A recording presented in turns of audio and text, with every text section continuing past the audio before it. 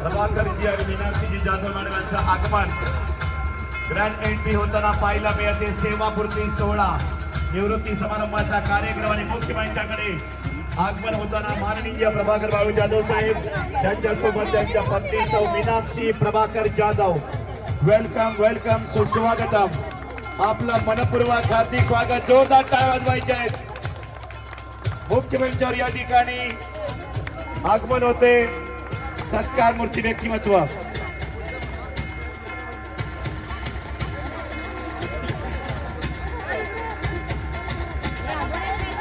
सर्व पाहुण्यांनी बसून घ्यायचं आहे खुर्च्यांमध्ये। साक्षात आत्मसन्मान विराजमान कर नायक तू विघ्नहर्ता गणरायाला अभिवादन करून आजच्या कार्यक्रमाला आपण सुरुवात करत आहोत।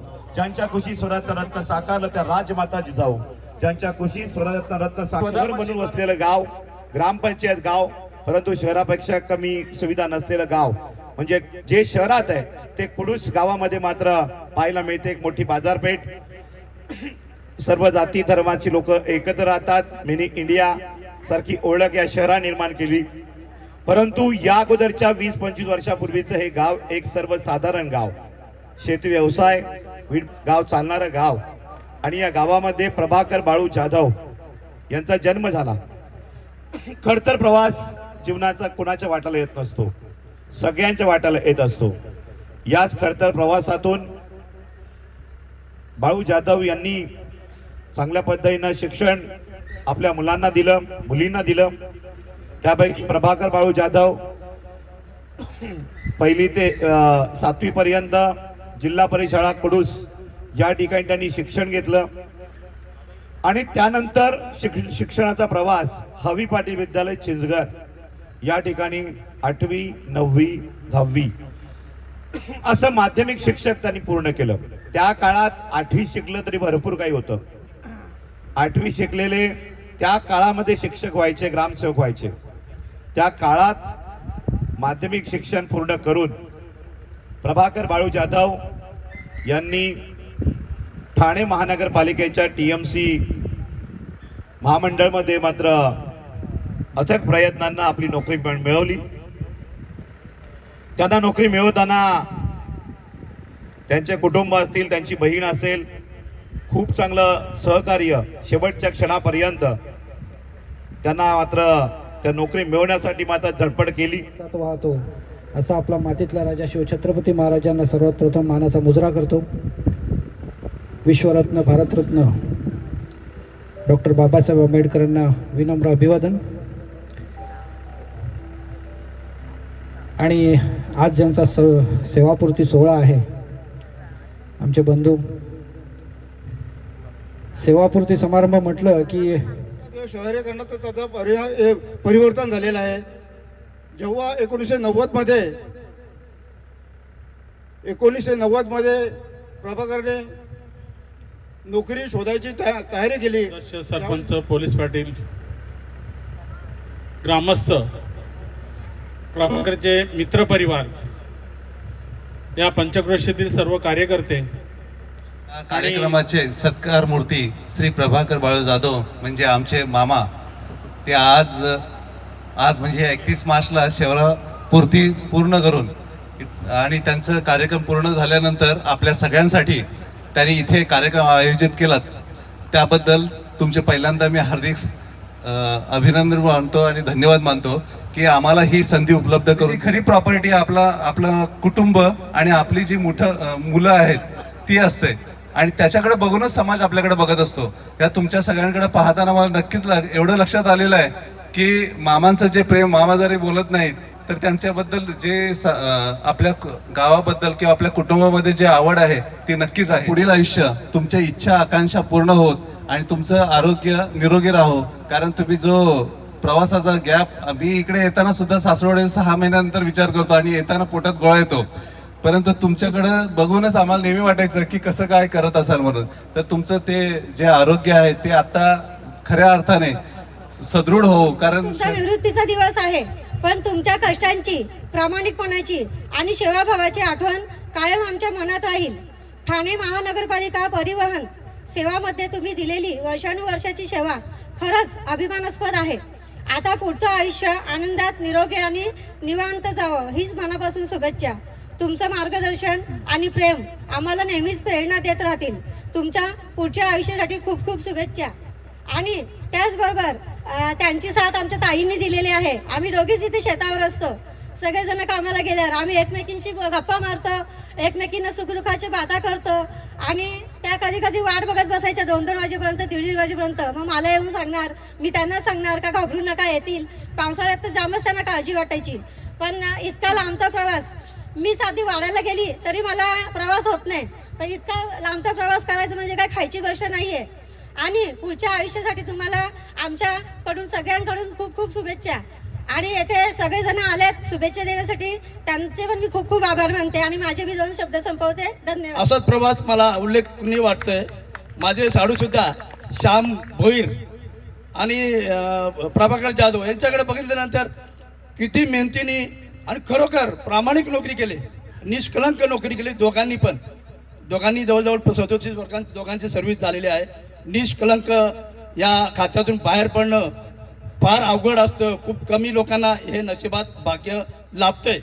आणि त्यांना ते भाग्य आमच्या प्रभाकर जाधव, आमचे श्याम भोईर यांना सुद्धा 40 वर्ष सेवा केलेली. श्याम भोईर यांनी 40 वर्ष सेवा केलेली आणि खरोखर निष्कलंक सेवा केली. तुम्हाला तुमचं अभिनंदन. आणि तुम्हाला या माझ्याकडून, माझ्या पोलीस खात्याकडून सॅल्यूट करतो मी तुम्हाला. आणि प्रभाकर जाधव यांना सर्वांना धन्यवाद साहेब. पोलीस डिपार्टमेंट कडून शुभेच्छा आलेल्या आहेत तुम्हाला. पोलिसांनी शुभेच्छा दिल्या. शिवाजी महाराजांना नमून मी 2 शब्द बोलतो फक्त मामाबद्दल. म्हणजे भाचा बोलायला पाहिजे म्हणून. खरं तर माझे वडील पाहिजे होते इथे, ते नाही आहेत म्हणून मला 2 शब्द बोलायचे. त्यांच्याबद्दल बोलणं म्हणजे त्यांनी जी नोकरी केले ती माझ्या डोळ्याने मी बघितले. बाईकवर जाणं. आज मी वाड्याला सर्व्हिसला होतो. माझ्या हाताखाली 4 पोरं होती, 10 पोरं होती. त्यांना मला मार्केटिंगसाठी पण अंबाडीसाठी पाठवता येत नव्हता बाईकवर, एवढा रस्ता खराब. आणि माझा मामा बाईकवर ठाणा रोज करत होता. त्यामुळे मला आता बोलणं आहे की खरंच असा जॉब करणं नाहीये, कोणाला शक्यच नाहीये असं. त्यामुळं आता पहिले आम्ही म्हणजे वडील माझे रायगडमध्ये होते, ते तिकडे फॉरेस्टर म्हणून होते. आणि आम्ही एका गावामध्ये राहायचो. तिकडेही बस टायमावर यायची. बिलकुल असं हे नव्हतं की जाण्या येण्याचा मार्ग गावापासून पनवेलला यायला. पण जेव्हा परीक्षा यायची, परीक्षा ते आठवतात दिवस, वार्षिक परीक्षा, शेवटचा पेपर, म्हणजे पेपर 4 दिवस संपायला असल्यापासून आईला बोलायचो, मामा कधी येणार आहे, मामा कोणता येणार आहे, मामा कधी घ्यायला येणार आहे.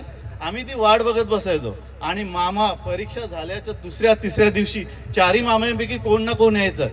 जास्त करून यांना आम्ही पब्या मामा बोलतो, ते हजर व्हायचे. आणि त्या परिस्थितीत 3ही भावंड आम्ही, मी मधला, मोठी बहीण आणि बारका भाऊ, त्यांना घेऊन बसनी इथं सोडायचे आणि परत ड्युटीवर जायचे. म्हणजे कुडूस येता येता आम्हाला असं वाटायचं का आमचा स्वर्ग आला. आणि तो जुनं घर होतं, जुनं घर.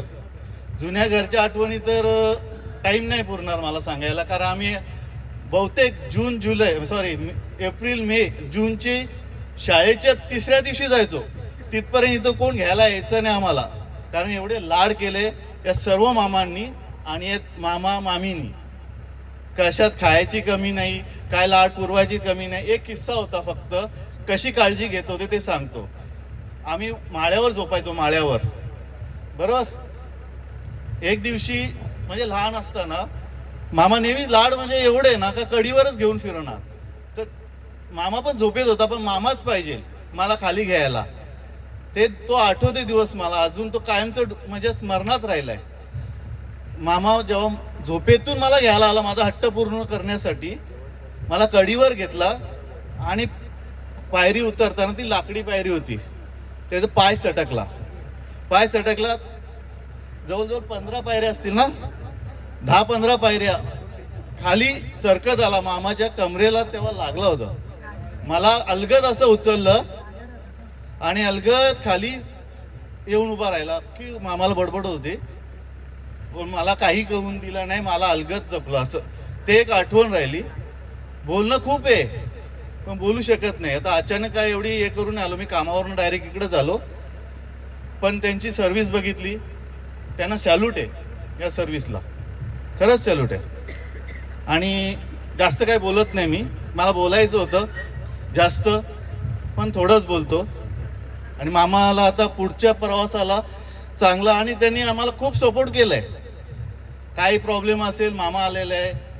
आणि माझ्या वडिलांचा त्यांनी नेहमी म्हणजे माझी आई त्यांची बहीणच ना, आणि वडिलांचा कोणताही विषय असू दे, जागेचा असू दे, लग्नाचा असू दे, वाढदिवसाचा कोणाचा सल्ला घ्यायला ते पनवेलपर्यंत आलेले आहेत.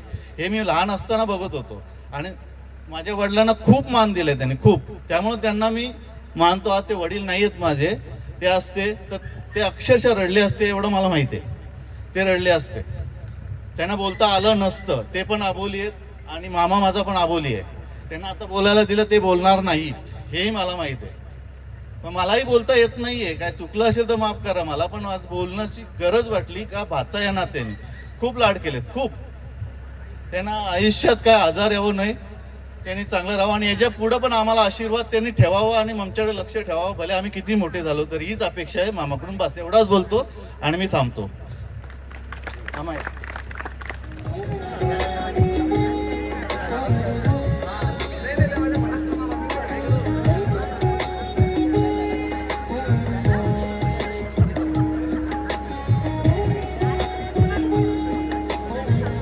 लक्षात ठेवायला लागेल ना, आता विसरतो ना आम्ही पण काही. हे सासरे ना. नाही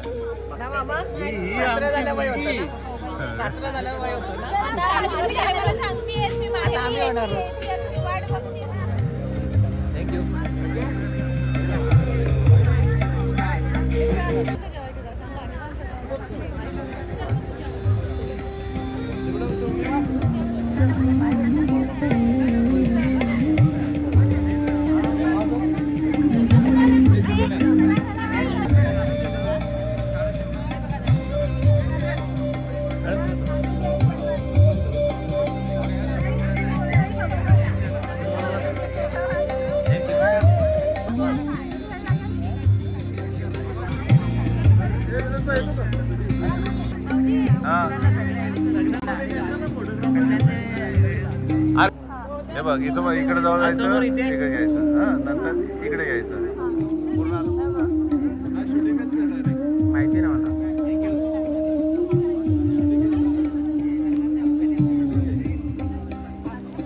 मला फक्त फोटो क्लिक करायचे काय? असं तर हात दुखेल का माझा? ये ना, मी फोटो क्लिक करतो.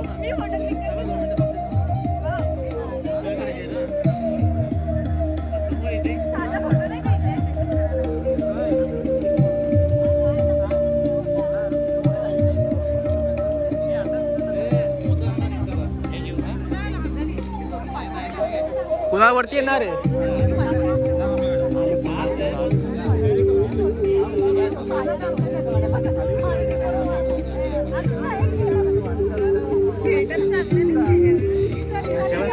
अरे वा, अरे स्नॅप मध्ये करतेस?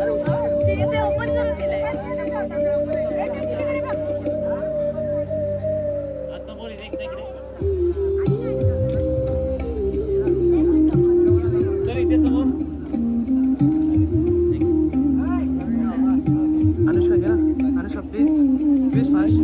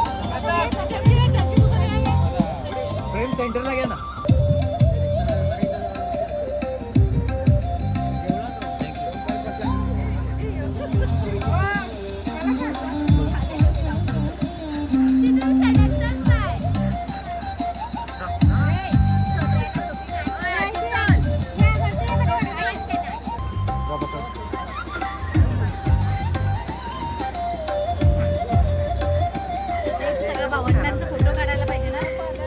तेच पण हे सगळे आता झाले. मी आतून आम्हाला बोलवतो एक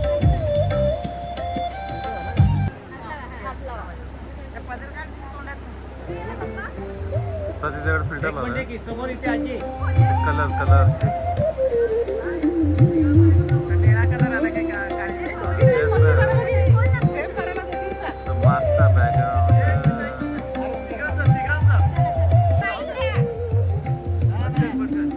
मामा इकडे बघ.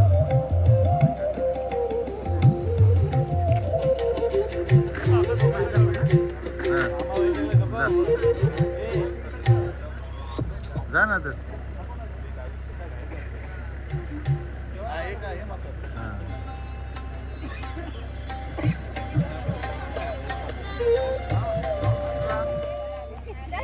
ए पतवंड या ए पतवंड हा वरद घे हा पतवंड नो हा नीट उभे राहा हा हा अरे भाई उभे राहा मध्ये ना अरे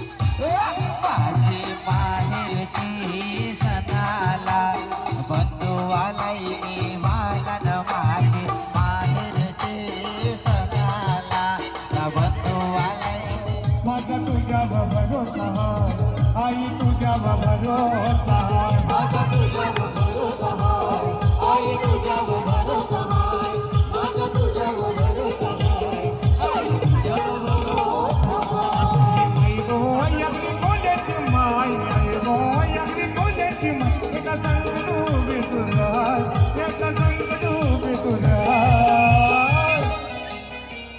माझा तुझ्या भरोसा आई तुझ्या भरोसा माझा तुझ्या भरोसा आई तुझ्या भरोसा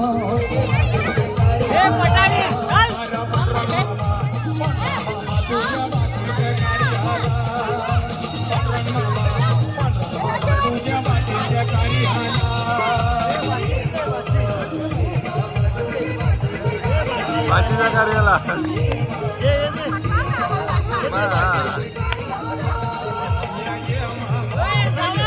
लग्नाचा स्टेटस ये मामा